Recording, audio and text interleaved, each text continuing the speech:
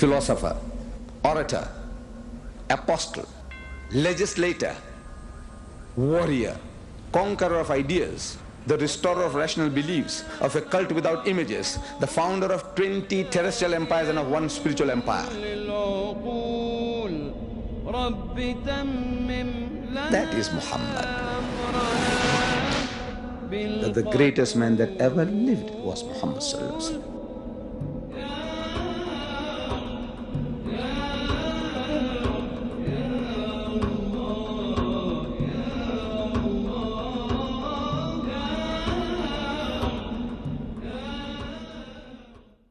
So, at the end of the talk,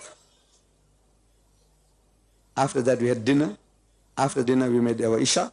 After Isha, now I says, let's go to the car and go back to our hotel. Very late at night, and there are people still standing and chatting.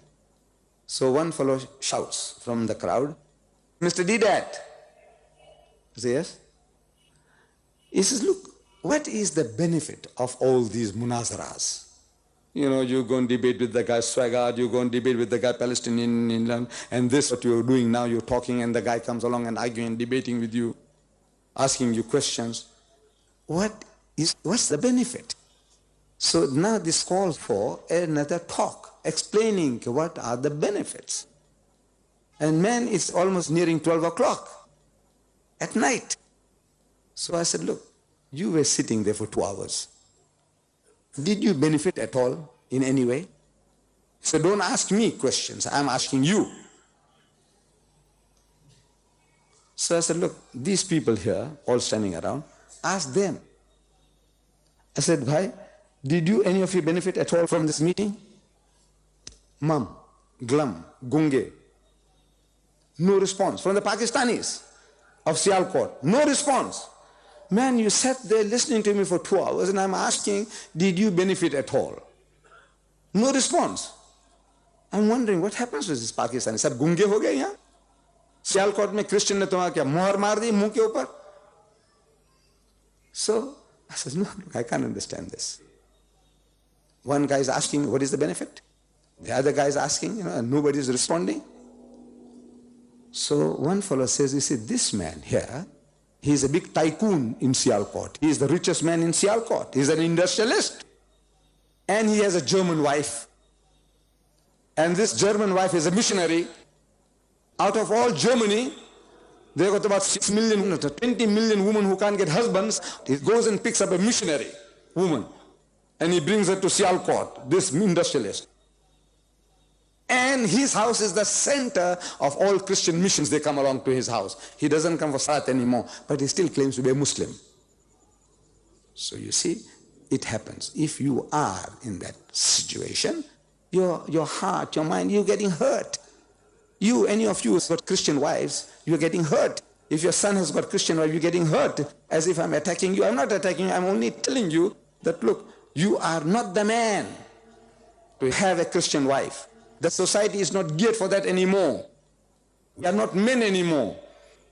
As the poet says, Sheikh Sahib, ye hamare chairman sahab, Sheikh Sahib. Sheikh Sahib bhi to parde ke koi hami nahi. This Sheikh Sahib, the learned man, he's also not a supporter of parda. Sheikh Sahib bhi to parde ke koi hami nahi. Muft mein college ke ladke unse badzan ho gaye. For no reason, these university students, these college students, these modern educated young men are getting offended with the sheikh, with the Maulvi, with the Maulana. Muft mein college ke ladke unse badzan ho gaye. Was में फरमा दिया कल आपने ये साफ साफ, पर्दा आखिर किससे हो जब मर्द ही जन हो गए.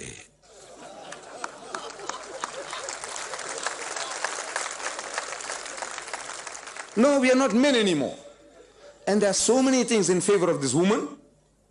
If the marriage breaks up, look, it can break up between a Sindhi and a Sindhi, a Punjabi and a Punjabi, Punjabi man, Punjabi woman. It can break up. It can break up between my own people, Gujarati and the Gujarati. It can break up. It is happening. It's more chance that people coming from a different culture, different background, more reasons for breaking up marriages. Incompatibility for so many things. She's still yearning for her old boyfriends, the dances and the fun that she had. There are others who are transformed, like Maryam Jamila, transformed, a better Pakistani than most Pakistani women. It can happen, but generally, it's very difficult. कहते हैं कि you can't teach old dog new tricks. Very hard to teach old dog new tricks. What she's gone through. The average American woman, the Americans are telling us, she goes through 6 men before she gets her husband. The average woman, almost every American woman, before she settles on her last and final, and to death do us part, she's been through half a dozen other men. Look, it creates certain types of craving, sicknesses. I say you are tempting providence. So, a missionary woman and the center of Christianity, little wonder you get hurt. Allah is warning you. He is warning you about this. The factors that's going to keep you, emasculate you, तुमको नामर्द बना देगा. Allah is warning you. He says, "Kul, कह दो इनको." In Surah Tawbah, कह दो इनको, मुसलमानों को. In kana abahukum, if it be your fathers, wa abnaukum, or your sons, wa ikhwanukum, or your brothers, wa azwajukum, or your wives, wa ashiratukum, or your relations, wa amwalun ikhtaraftumuha, or the wealth that you have amassed, wa tijaratun takshawna kasadaha, or the losses that you fear in your businesses, wa masakinu tardawnuha, or the dwellings in which you take delight. Ahabbu ilaykum min Allahi. If you love any one of these things, you love more than Allah. Means what Allah tells you to do. His commandments, His provisions. You love anything more than Allah. Wa Rasuli, and His Rasul. Wa jihadin fi sabili, and doing jihad in Allah's way. Those your consideration, your father, your brothers, your sons, your relations, hamari jaat, hamari auratein, hamara mal, daulat, business. If these are your considerations more than you love Allah and His Rasul and doing jihad in Allah's way, He says, "Fatarabbasu." Tum thero. You wait. For what? For gravy? No. Hatta ya'ti Allahu bi amrih, until Allah's decision comes about for your destructions. Inna Allah la yahdi al-qawm al-fasiqin, and Allah will not guide a fasiq people.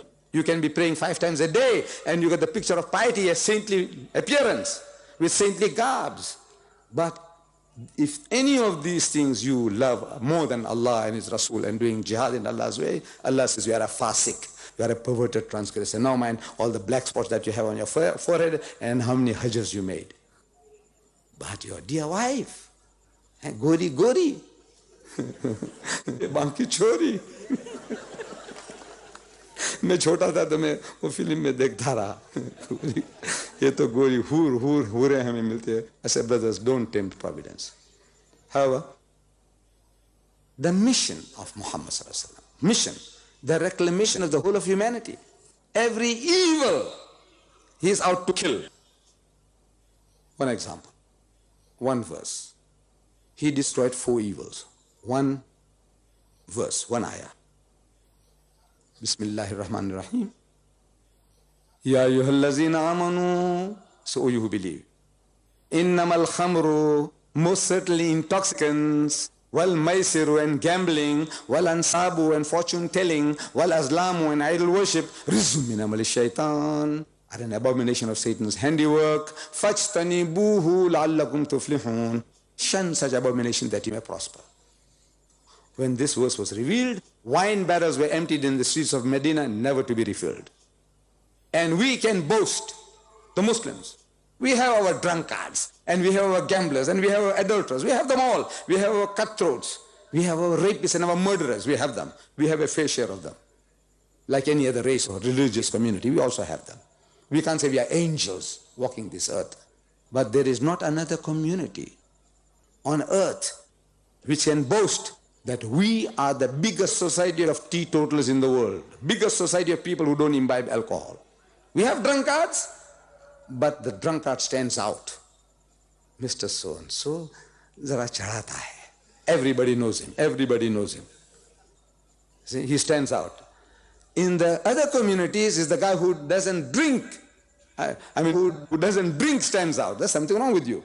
You are like a square peg in a round hole. Look, in brotherhood, We have our shortcomings. We bash each other's heads over little things. But in brotherhood, in piety, in charity, in sobriety, we are still, Allah says, kuntum khayra ummatin. We are still the best of people. With all our shortcomings. We haven't got that percentage of problems that the Christian world has. America. You know, in America, there are 11 million drunkards. This is the figure given by Jimmy Swaggart in his book on alcohol. One of these guys I went to debate with.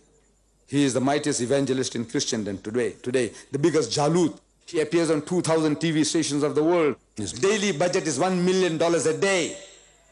That guy, he says, 11 million drunkards and 44 million heavy drinkers. Swaggart, like a good Christian, he says, I see no difference between the two. From his side, this Christian says 55 million drunkards. That nation is worried about your salvation. You know that? There are 42,000 American crusaders, mujahids, raising the dust in the world. At home, they are rotten to the core. Last June, the June before, 300,000 sodomites, Qawm Lut, they gathered in San Francisco on a pilgrimage led by 50 lesbians on motorcycles. But they're worried about saving you from hellfire. 300,000, 3 lakh, Qawm Lut, sodomites and catamites. Problem, drunkards, incest. 13% of the American people, they commit incest with their own daughters. खुद की बेटियों के साथ खिलवत करते हैं. 13%. That nation is worried about saving you. Look, alhamdulillah, look, we are not angels. We read about something happening in sin, dacoits and this and that and that. And I read this morning some article that fellows, broke into the house and they made people to stand in the corner and they stole everything. And I'm reading. So alhamdulillah, look, in other countries is murder and stealing. Murder. The guy stealing is bad. If he's get caught, I say, I don't know what's the law in the country, whether you chop off the hand or send him in jail, whatever it is. But still there seems to be some mercy in the minds of our thugs and our dacoits. There's some mercy. The guy is stealing, but he's not killing, he's not murdering, he's not raping. The others, rape and murder and robbing. Rape, murder and robbing. So alhamdulillah, look, we have shortcomings, we can improve.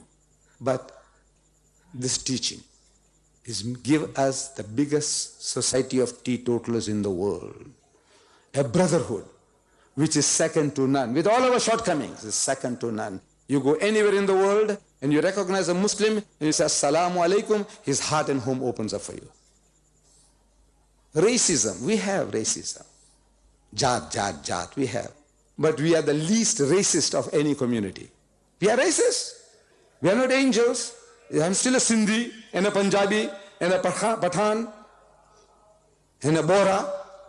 Yes, but we are the least racist of the races of the world, of the other nations. All this is a blessing. Our Nabi Kareem Sallallahu Alaihi Wasallam, he came to reclamation of the whole of humanity. And he left with us this book, the Quran, as a book of guidance. And he preserved it for us. He had it preserved. He set a system of huffaz. He had a system under conditions, impossible conditions to imagine, that he could have it recorded on palm leaf fiber, on shoulder blades of animals, on skins, kept in a chest for preservation like an archive. All this he did for us. He left the book with us that we may take it up. The non-Muslim world recognizes that the greatest man that ever lived was Muhammad. But we seem to have lost touch with him. It's about time that we knew more about him. And we knew more about the message that he left behind. With these words, Mr. Chairman and brothers and sisters, I would rather now give you the opportunity of opening out to the house. If you have any questions and even criticism will be welcome. Jazakallah fi ddarain. Assalamu alaikum.